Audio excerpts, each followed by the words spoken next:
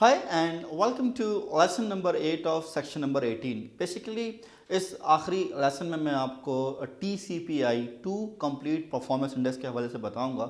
अभी तक हमने अर्न वैल्यू मैनेजमेंट की बात की, फोरकास्टिंग में मैंने आपको EAC और ETC के हवाले से बताया। अब हम बात करने जा रहे हैं बेसिकली TCPI की, जो कि हमारी मैनेजमेंट को ये बताता है कि जो हमारा रिमेनिंग वर्क है और जो रिमेनिंग बजट है उसमें हमारा क्या कोरिलेशन है।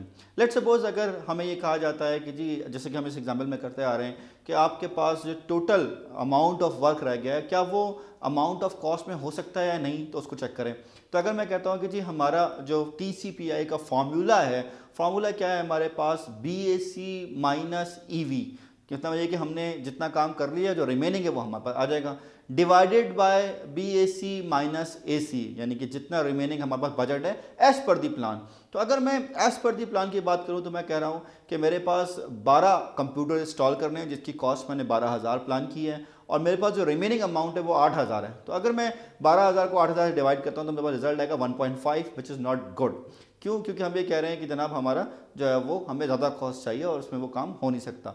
अगर हम जैसे हम देखते हैं CPI को या SPI को, तो उसमें हम कह रहे थे कि अगर रिजल्ट 1 है या 1 से ज़्यादा है तो इट्स गुड न्यूज़। लेकिन अगर हम TCPI की बात करते हैं तो ये इसके अदर वे अराउंड है। अगर रिजल्ट आपके पास 1 से ज़्यादा है तो इट्स अ बैड न्यूज़, और अगर 1 से कम है तो इसका जो मतलब है वो क्या है, इट्स अ गुड न्यूज़।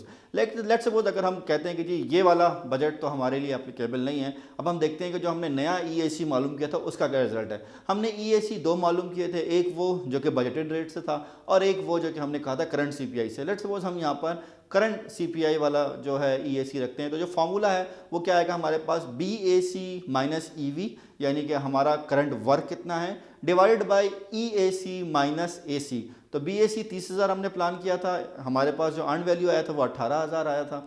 इसी तरह रिजल्ट जो आ गया वो 12,000 आ गया।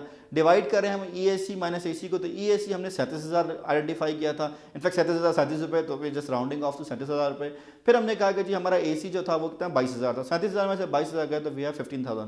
तो जब मैं 15,000 को डिवाइड 12,000 को डिवाइड करूंगा आपके 15,000 से तो रिजल्ट आएगा 0.8, which is a good news. तो अगर मैं चाहूँ कि जी मुझे अपना अब जो मेरा नया जो बजट होगा या जो नया जो प्रोजेक्ट कंप्लीट करने का टाइम कॉस्ट होगी वो किस पर होगी, वो होगी basically based on new EAC। फिर हम देखते हैं कि हम अपने प्रोजेक्ट को कैसे परफॉर्म करेंगे। So that's all about the cost के हवाले से, वर्क परफॉर्मेंस इंफॉर्मेशन के हवाले से और कैलकुलेशन के हवाले से।